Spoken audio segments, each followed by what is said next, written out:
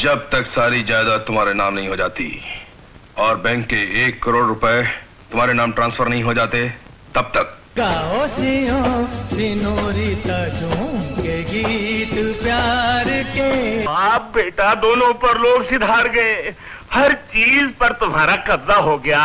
अब तुम हम दोनों का पिंड क्यों नहीं छोड़ते बाप? तुम गधे हो। बॉलीवुड के मशहूर विलेन रंजीत उर्फ गोपाल बेदी अपने अदाकारी के लिए हमेशा ही वाहवाही बटोरते रहे हैं। रंजीत का नाम आज भी बॉलीवुड के सबसे खूंखार विलेनों में शुमार होता है। रंजीत ने अपने फिल्मी करियर में लगभग 400 से भी ज़्यादा फिल्मों में काम किया है। गुजरते समय के साथ अब लोगों में ये समझ ज़रूर विकसित हो गई है कि पर्दे पर वो किसी इंसान को जो कुछ भी करते हुए देखते हैं, वो इंसान असल ज़िंदगी में उस छवि या इमेज से बिल्कुल अलग होता है। किसी फिल्म का कैरेक्टर और उस कैरेक्टर को निभाने वाला एक्टर दोनों की अपनी अलग शख्सियत होती है। इस समझ से विकसित होने का ही परिणाम है कि आज फिल्मों को देखने वाला हर इंसान विलेन या खलनायक के किरदार निभाने वाले शख्स को भी हीरो जैसा ही प्यार देते हैं। रंजीत भी एक ऐसा ही नाम है फिल्मों में जिनका काम भले ही डरावना लगता था, लेकिन शोहरत, इज्जत और प्यार इन्हें भी उतना ही मिला जितना इनके साथ काम करने वाले हीरोज़ को मिलता था। असल जीवन में सादा जीवन, उच्च विचार में यकीन रखने वाले गोपाल बेदी यानी कि रंजीत साहब की छवि उनके करियर के दौरान कुछ इस तरह खराब हो गई थी कि लड़कियां उनके सामने आने से डरने लगी थी। कहने दे गुरबचन, इसमें भी एक पॉइंट है। अगर वो दोनों आ गए तो प्लेट उल्टी। नहीं समझे? तुम मुन्ना बाबू बन जाओगे और ये तुम्हारी सौतेली मां शकुंतला। Very simple. एक समय था जबकि उनके पहचान बॉलीवुड में रेपिस्ट के नाम से हुआ करती थी। यहाँ तक कि एक फिल्म के दौरान जिसमें रंजीत साहब के कैरेक्टर को सांप पकड़े दिखाया जाने वाला था, उनकी शूटिंग के दौरान सांप ने उन्हें कई बार डंक मार दिया। हालांकि सांप का पूरा जहर पहले ही ख़त्म कर दिया गया था, लेकिन डंक का कोई जानलेवा असर रंजीत जी पर ना हो जाए इसलिए एक लेडी डॉक्टर से तुरंत संपर्क किया गया। लेकिन उस लेडी डॉक्टर ने रंजीत जी का नाम सुनते ही उनका इलाज करने से इनकार कर दिया था।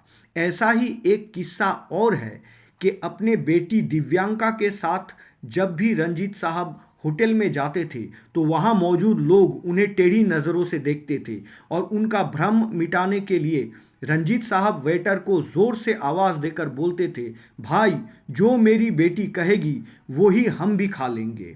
ऐसे कई किस्से कहानियाँ रंजीत साहब की ज़िंदगी में घटित हुई जिन्हें वो आज भी अपनी एक्टिंग के लिए मिला सबसे बड़ा पुरस्कार या अवार्ड मानकर खुश हो जाते हैं। रंजीत साहब की पर्दे वाली छवि के कारण कुछ लड़कियां डरती थी तो वहीं कुछ लड़कियां उनसे प्यार भी करती थी, जिनमें एक्ट्रेस सिंपल कपाड़िया का नाम भी आता है। लेकिन ये रिश्ता आगे नहीं बढ़ पाया क्योंकि राजेश खन्ना रंजीत को पसंद नहीं करते थे। सुनने में ये भी आता है कि उन ज़माने के कई नामचीन एक्ट्रेस विलेन के लिए रंजीत साहब के नाम खुद सिफारिश करते थे। रंजीत साहब की शादी अलोका बेदी से हुई, जिन्हें नाज़नीन के नाम से भी जाना जाता है।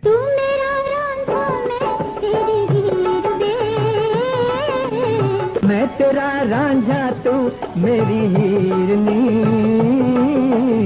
चंद दिनों में मामला तय हो जाएगा, उसके बाद तुम अपने पैसे लेके चले जाना। उस वक्त रंजीत के ससुराल वाले कुछ लोगों पर भी इनकी पर्दे वाली छवि का असर हुआ और उन्होंने पहले इस रिश्ते को बिल्कुल ही गलत बताया था। लेकिन आज ये जोड़ी पिछले लगभग 35 सालों से साथ है। रंजीत साहब के एक बेटी और एक बेटा है जिनका नाम दिव्यांका बेदी और चिरंजीवी बेदी है। दिव्यांका एक अवार्ड विनर फैशन डिज़ाइनर है तो दूसरी ओर चिरंजीवी एक एक्टर है जो जल्द ही फिल्मी दुनिया में दस्तक देने की कोशिश में लगे हुए हैं। शराबी, लैला मजनू, अमर अकबर एंथनी, धर्मात्मा, द बर्निंग ट्रेन, कर्तव्य और याराना जैसे सैकड़ों फिल्मों में काम करने वाले रंजीत साहब अपने शिखर में रहने के दौरान दिन में 8-8 शिफ्टों में काम किया करते थे। तो गद्दार सही तो मक्कार सही, खजाना खोलेगा अली बाबा, खुल जा सिम सिम सवेरे बोलेगा। 12 सितंबर 1946 के दिन अमृतसर के पास स्थित एक गांव में मशहूर बिजनेसमैन द्वारका प्रसाद बेदी के घर उनके सबसे पहले संतान गोपाल का जन्म हुआ। पिता बिजनेसमैन थे और दादाजी अपने ज़माने के प्रिंसिपल रह चुके थे। द्वारका प्रसाद जी अपने बेटे को एक बड़ा बिजनेसमैन बनाने का ख्वाब देख रहे थे और दूसरी तरफ बेटे का मन खेल की दुनिया में बसा हुआ था। रंजीत उर्फ गोपाल बेदी जब 5 साल के हुए तो इनका परिवार दिल्ली में आकर रहने लगा, जहां अपने स्कूली दिनों से ही ये फुटबॉल के खेल को अपना दिल दे बैठे। स्कूल से निकलकर जब हिंदू कॉलेज में गोपाल आए तो यहाँ भी एक गोलकीपर की हैसियत से टीम में वो अपना स्थान पक्का कर लिया। लोग इनके खेल को देखकर इन्हें गोली कहकर पुकारने लगे, जो नाम बाद में फिल्म इंडस्ट्री में भी काफी मशहूर हुआ था। हाँ, लक्ष्मी मुझे पहचानेगी नहीं?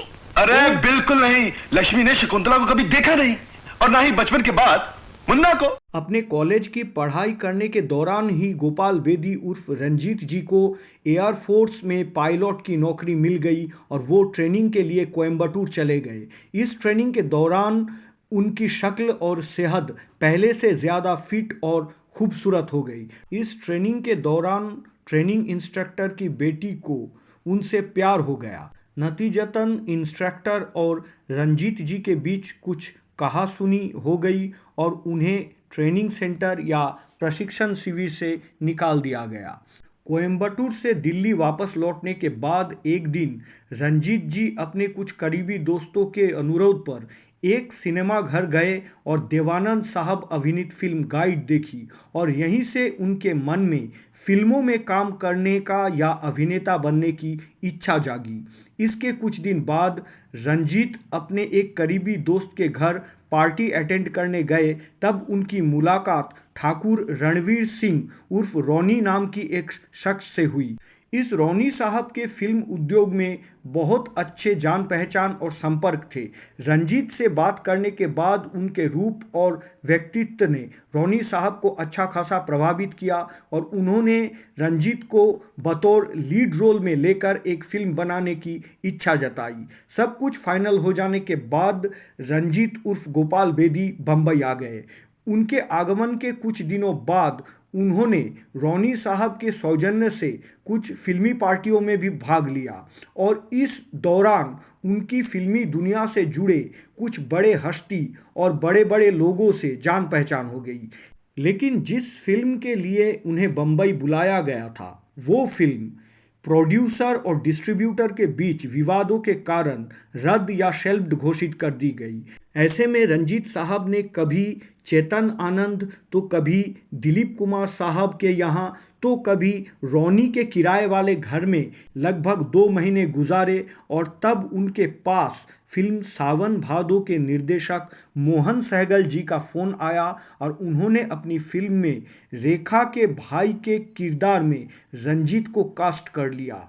साथ ही उसी समय सुनील दत्त साहब भी अपनी फिल्म रेशमा और शेरा बना रहे थे, जिसमें वहीदा रहमान जी के भाई का किरदार रंजीत को मिल गया। यहाँ फिल्म रेशमा और शेरा के दौरान सुनील दत्त साहब के कहने पर गोपाल बेदी से वो अपना नाम बदलकर रंजीत रख लिए, क्योंकि दत्त साहब को ऐसा लगा था गोपाल नाम थोड़ा ओल्ड है, थोड़े पुराने ज़माने के हैं।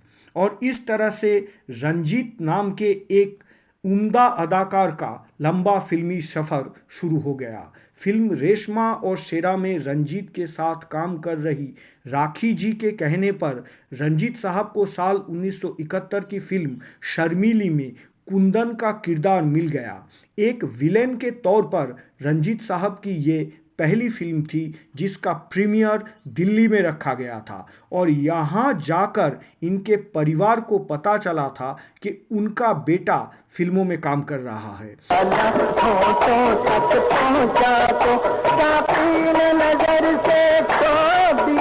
ये बात बहुत कम लोगों को ही पता है कि फिल्मों में विलेन के किरदार निभाने के साथ साथ रंजीत जी के लिप में मोहम्मद रफ़ी साहब के कुछ बेहतरीन गाने भी हैं। 80 के दशक के अंत तक आते आते रंजीत जी ने फिल्म कारनामा से फिल्म निर्माण में हाथ आजमाने का विचार किया, जिसका पहले नाम किसके लिए था, लेकिन रंजीत साहब के कुछ दोस्तों ने कहा कि किसके लिए, ऐसा नाम गुलजार साहब की किसी फिल्म जैसा लग रहा है, इसमें रंजीत की फिल्म का कोई प्रभाव नहीं दिख रहा है, इसलिए फिल्म का नाम बदलकर कारनामा रखा गया। जिसके बाद 1992 में रंजीत साहब फिर गजब तमाशा फिल्म के ज़रिए राहुल रॉय और अन्नू अग्रवाल फिल्म आशिकी की वो हिट जोड़ी के साथ एक बार फिर फिल्म निर्माण में उतरे, लेकिन कारनामा और गजब तमाशा ये दोनों ही फिल्म बॉक्स ऑफिस के हिसाब से कुछ खास कमाल नहीं दिखा पाई। रंजीत साहब ने बॉलीवुड फिल्म के अलावा कुछ पंजाबी फिल्मों में भी काम किया, साथ ही वो जुगनी चली जलंधर जैसे टीवी सीरियल में भी नज़र आ चुके हैं। रंजीत साहब को आज की फिल्म इंडस्ट्री का काम करने का तरीका भले ही पसंद नहीं आता है, लेकिन अपने अंदर काम करने की ललक और जज्बा को शांत करने के लिए वो कभी कभी किसी फिल्म या टीवी शो में नज़र आ जाते हैं, लेकिन आजकल वो अपना ज़्यादातर समय अपने परिवार के साथ ही बिताना पसंद करते हैं। आनंद एंटरटेनमेंट परिवार के तरफ से इस महान कलाकार की दीर्घ जीवन कामना की जाती है और उन्हें श्रद्धा अर्पण किया जाता है।